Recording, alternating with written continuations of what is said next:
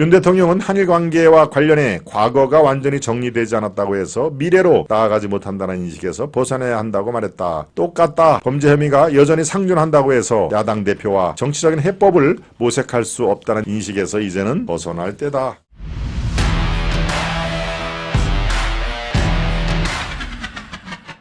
윤석열 이제는 이재명을 만날 때다. 윤석열 이제는 이재명 만날 때다. 예, 오늘 갖고 온 칼럼 여러분들께 말씀드렸다시피 가장 논쟁적인 내용을 제가 갖고 온다고 그랬죠. 여기에 있는 내용이 맞으니까 우리가 이런 식으로 생각을 해야 됩니다. 그럴 생각은 제가 요만큼도 없다는 얘기. 가장 논쟁적이고 가장 도발적인 내용을 갖고 온다. 예, 오늘은 중앙 칼럼입니다. 중앙 최민우의 시시각각이라는 칼럼인데요. 예, 내용을 잘 살펴보고 여러분과 어떠한 생각이 어떤 면에서는 같고 어떤 면에서는 다른지 생각을 해보도록 하겠습니다. 네. 예. 칼럼은 이렇게 시작합니다. 반일 감정 활용은 좌파 정권만의 전유물이 아니었다. 2012년 8월 이명박 대통령은 독도를 전격 방문했다. 그 즈음 MB는 공개석상에서 일왕이 한국을 방문하고 싶다면 일제강점기 때 저질렀던 악행과 만행에 대해 진심으로 반성해야 한다는 말도 했다.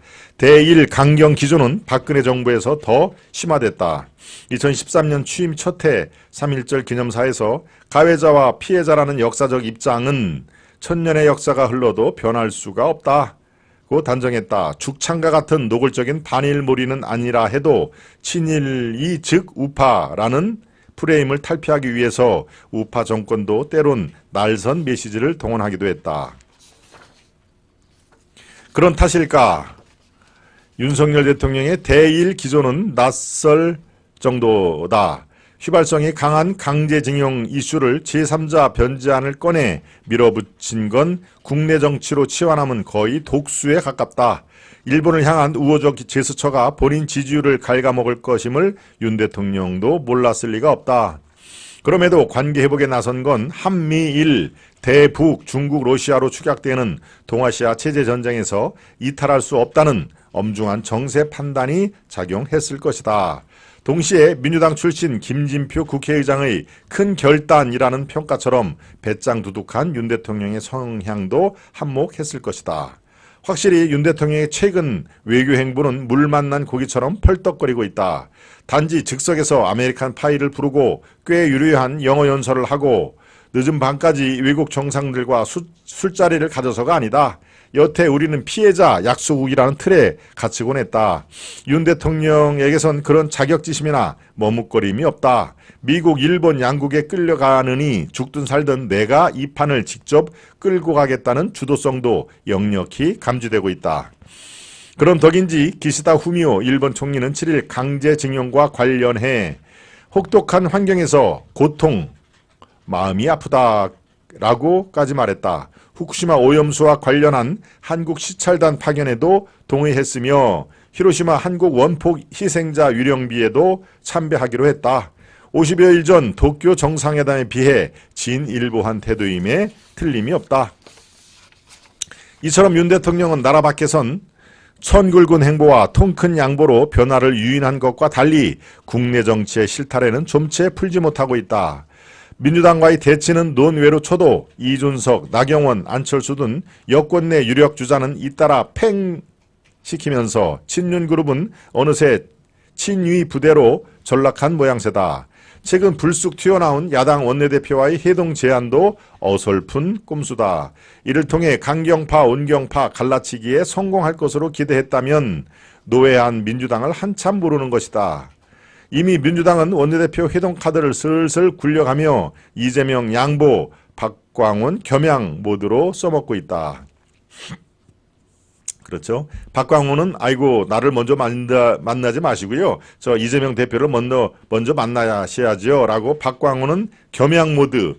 이재명은 나는 크게 개의치 않겠다. 그러니까 원내대표 먼저 만나도 된다라고 이재명은 오히려 양보하는 그런 모습을 보이면서 이재명과 박광훈이 함께 이렇게 뜨는 함께 주목받는 그런 식으로 이재명은 아주 노예한 그런 행보를 보이고 있다라는 그런 뜻이죠.